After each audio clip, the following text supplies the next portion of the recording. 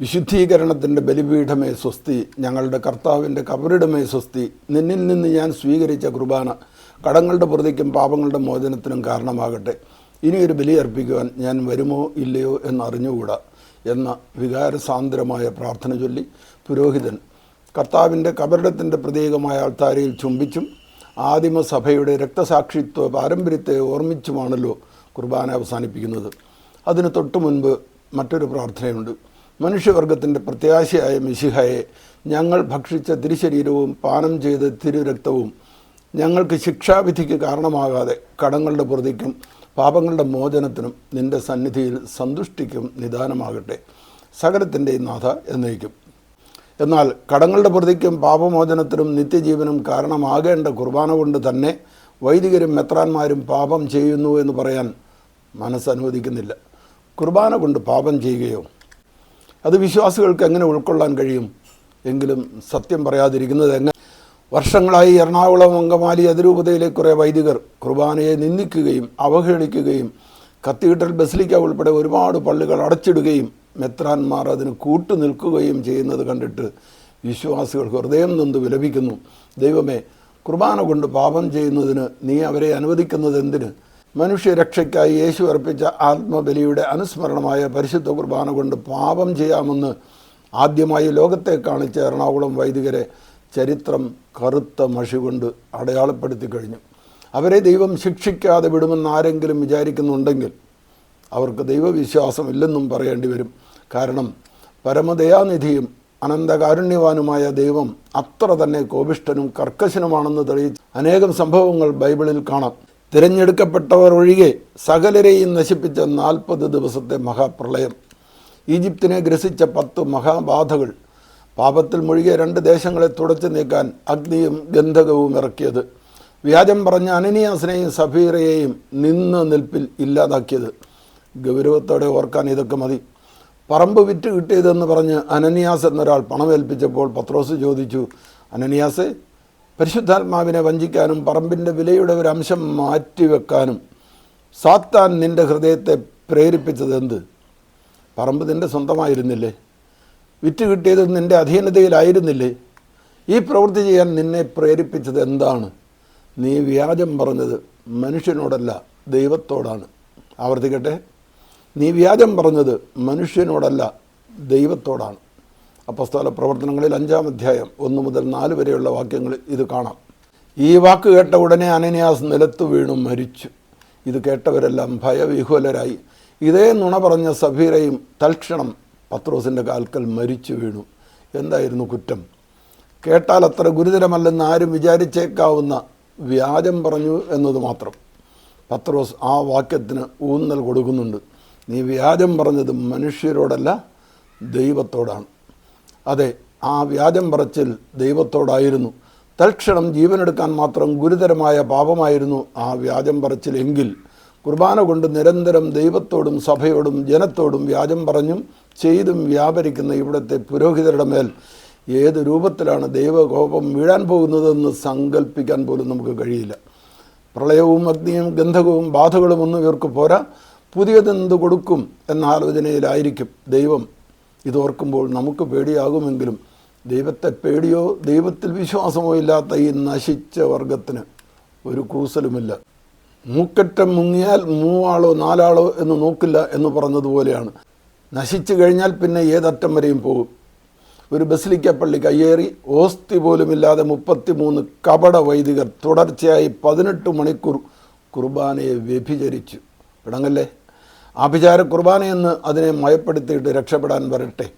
Abusive Eucharistic celebration എന്ന് മാർപ്പാപ്പ വിശേഷിപ്പിച്ചത് കുറ്റത്തെ ലഘുവാക്കാനും ലളിതമാക്കാനുമല്ല. മാർപ്പാപ്പ എന്തെങ്കിലും അങ്ങനെ ഒരു വാക്ക് ഉപയോഗിച്ചതായി നാം കേട്ടിട്ട് പോലുമില്ല. അശുഭകരമായൊരു പദം ഒഴിവാക്കിയെന്ന് മാത്രമേ കരുതാനുള്ളൂ. എങ്കിലും അബ്യൂസ് എന്ന പദത്തിൽ എല്ലാ വഷളത്വവുമുണ്ട്. യൂസ് അല്ലാത്തതെല്ലാം അബ്യൂസാണ്. യേശു പറഞ്ഞു, എന്നാൽ ഞാൻ നിങ്ങളോട് പറയുന്നു, ആസക്തിയോടെ സ്ത്രീയെ നോക്കുന്നവൻ ഹൃദയത്തിൽ അവളുമായി വ്യഭിചാരം ചെയ്തു കഴിഞ്ഞു. മത്തായി 5:28. യേശുവിൻ്റെ ആ യുക്തി വെച്ച് നോക്കിയാൽ അനാദരവോടെയും അയോഗ്യതയോടെയും ദുരുദ്ദേശത്തോടെയും കുർബാന പരികർമ്മം ചെയ്യുന്നവർ കുർബാനയെ വ്യഭിചരിക്കുകയാണ് എന്ന് പറയുന്നതിൽ തെറ്റുണ്ടോ? അതിനേക്കാൾ വലിയ പാപമുണ്ടോ? പിറ്റേന്ന് കർദിനാൾ ജോർജ് ആലഞ്ചേരി വന്ന് കുർബാന ചൊല്ലാതിരിക്കാനുള്ള ഒരു മുൻകൂർ പ്രതിരോധമായിരുന്നു ആ വ്യഭിചാര കുർബാന. അദ്ദേഹത്തെ പുറത്താക്കാൻ നടത്തിയ കോലം കത്തിക്കൽ, കട്ടിൽ സമരം, തെരുവ് ജാഥ, വ്യാജരേഖ, വൈദിക സമിതിയുടെ ഗൂഢാലോചന തുടങ്ങിയ അടവുകളിൽ ഒന്ന് മാത്രമായിരുന്നു അത്. യേശുവിനെ ക്രൂശിച്ച യഹൂദ പടയാളികൾ ഈ വെള്ളപ്പിശാചുക്കളെക്കാൾ എത്രയോ ഭേദപ്പെട്ടവർ. പാപം ചെയ്യാൻ കുർബാനയെ ഉപയോഗിച്ച ഏറ്റവും ഇരുണ്ട സംഭവം. പിന്നെയും എത്ര എണ്ണം. ദിവ്യകാരുണ്യം എഴുന്നള്ളിച്ചു കൊണ്ടുവന്ന ആർച്ച് ബിഷപ്പ് സിറിൽ വാസലിനെ കുപ്പിയെറിഞ്ഞും കൂവി വിളിച്ചും തെറി വിളിച്ചും അധിക്ഷേപിച്ചതും കുർബാനയ്ക്കെതിരെയുള്ള പാപം തന്നെ. കുർബാന അർപ്പിച്ചുകൊണ്ടിരുന്ന വൃദ്ധവൈദികനെ കൊലപ്പെടുത്താൻ ശ്രമിച്ചത് യേശുവിനെ ക്രൂശിക്കലല്ലാതെ മറ്റെന്താണ്? സഭ വിലക്കിയ കുർബാന ദിനംതോറും ചൊല്ലുന്നതും കുർബാന സംബന്ധിച്ച് സഭയുടെ കൽപ്പനകൾ മുഴുവൻ വലിച്ചു കീറുന്നതും ധിക്കരിക്കുന്നതും കുർബാന കൊണ്ടുള്ള പാപമാണ്. മനുഷ്യരെ ദ്രോഹിക്കാൻ വേണ്ടി മാത്രം അസമയത്ത് കുർബാന ചൊല്ലുന്ന വൈദികൻ ആലോചിക്കുന്നത് ഈ കുർബാന ഇവരുടെ കടങ്ങളുടെ പൊറുതിക്കും പാപങ്ങളുടെ മോചനത്തിനും കാരണമാകട്ടെ എന്നല്ല, കുർബാന കൊണ്ട് ഈ നശിച്ച വർഗത്തിന് എങ്ങനെ പണി കൊടുക്കാം, പാരപണിയാമെന്നാണ്. ആരെ ബോധിപ്പിക്കാനാണ് കത്തനാർമാരെ ആ കുർബാന? സ്വന്തം മനസാക്ഷിയെ വഞ്ചിക്കുന്നതിൽ പോലും ഒട്ടും കുറ്റബോധം തോന്നാത്ത ഈ വർഗത്തിനെന്ത് ദൈവഭയം? അന്ത്യവിധിയെന്നോ സ്വർഗനരകങ്ങളെന്നോ മാർപ്പാപ്പ എന്നോ മാതാപിതാക്കളെന്നോ മനുഷ്യജീവികളെന്നോ പരിഗണനയോ വിചാരമോ വിശ്വാസമോ ഇല്ലാത്ത ഇവരുടെ കുർബാനയേക്കാൾ മ്ലേച്ഛമായ എന്തെങ്കിലും ഭൂമിയിലുണ്ടോ ക്രിസ്ത്യാനികളെ സംബന്ധിച്ച്? 3 പതിറ്റാണ്ട് സെമിനാരിയിൽ പഠിപ്പിക്കുകയും സഭാ ശുശ്രൂഷ എന്ന പേരിൽ 6 പതിറ്റാണ്ട് കാലം സഭയെ ദ്രോഹിക്കുകയും വിമതരുടെ ദ്രോണാചാര്യരായി ഇപ്പോഴും ദ്രോഹിച്ചുകൊണ്ടിരിക്കുകയും ചെയ്യുന്ന മുന്നിലും പിന്നിലും നാവുള്ള നരികുളമെന്ന വിചിത്ര ജീവിയുടെ വാക്ക് കേട്ടോ. ഈ ജനാഭിമുഖ കുർബാന പ്രയോഗത്തോട് എനിക്ക് അഭിപ്രായ വ്യത്യാസമുണ്ട്. കാരണം ജനങ്ങളെ നോക്കി അച്ഛൻ കുർബാന ചെല്ലരുത്, അച്ഛനെ നോക്കി ആൾക്കാർ കുർബാനയിൽ പങ്കെടുക്കുകയും ചെയ്യരുത്. മറിച്ച് നമ്മുടെ കർത്താവിനെ നോക്കി വേണം കുർബാന ചെല്ലാൻ. സർവാധിപനാം കർത്താവെ നിന്നെ വണങ്ങി നമിക്കുന്നു എന്ന് ജനങ്ങളെ നോക്കി ചൊല്ലിയാൽ അതെങ്ങനെ കുർബാനയാകും എന്ന് ചോദിച്ച നരികുളം ജനാഭിമുഖ കുർബാനവാദികളുടെ അംബാസഡറായി മാർപ്പാപ്പയുടെ തെറ്റിദ്ധരുത്താൻ റോമിൽ പോയി എന്നതിനേക്കാൾ വലിയൊരു ഹാസ്യ നാടകം ഈ സഭയിൽ ഉണ്ടായിട്ടുണ്ടോ?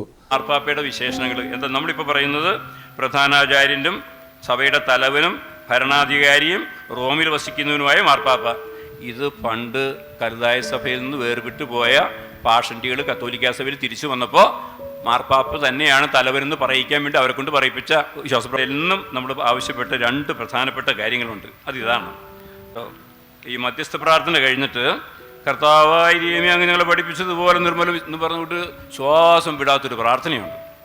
അത് പല പ്രാവശ്യമായിട്ട് അച്ഛന്മാർ ആവശ്യപ്പെട്ടതാണ്. ഇപ്പോൾ പല അച്ഛന്മാരും ചെല്ലുന്നുമില്ല പല ഭാഗങ്ങളും.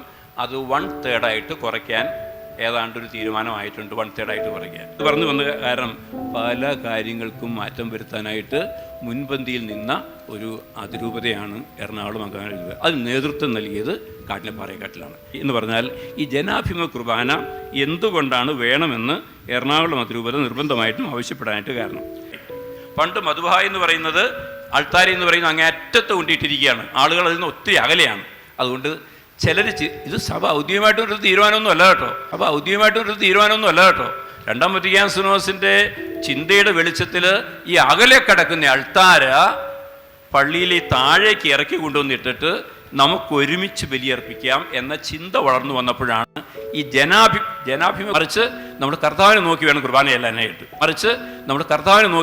ചെല്ലാനായിട്ട്. ഞാൻ പറഞ്ഞു, ഇത് സഭ ഔദ്യോഗികമായിട്ട് മോളിൽ നിന്ന് കെട്ടിയിറക്കിയതല്ല. ജനങ്ങളുടെ ഭാഗത്തു നിന്നും വൈദികരുടെ ഭാഗത്തു നിന്നും മെർത്താന്മാരുടെ ഭാഗത്തു നിന്നും ഉണ്ടായ 2-ാം വത്തിക്കാൻ സിനോസിലെ വെളിച്ചത്തിലുള്ള ചിന്തയുടെ പ്രതിഫലനമായിരുന്നു ഈ ജനാഭിമുഖ കുർബാന എന്ന് പറയുക.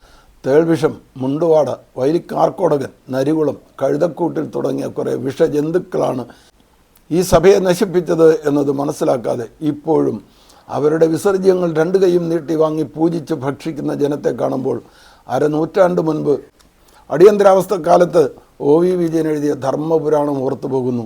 പ്രജാപതി അപ്പിയിടുമ്പോൾ അതെല്ലാം പെറുക്കിയെടുക്കാൻ മത്സരിക്കുന്ന ജനങ്ങൾ ആർത്തു വിളിക്കുകയാണ്, ഉയരട്ടങ്ങനെ ഉയരട്ടെ, ഡാഷുകൾ കുന്നായി ഉയരട്ടെ. ഈ സഭയെ കൊന്നു കുഴിച്ചു മൂടുന്നതിൽ മെത്രാന്മാർക്കും കത്തനാർമാർക്കും ഒപ്പം സഹകാർമ്മികരാണ് ഈ വിശ്വാസിക്കൂട്ടം.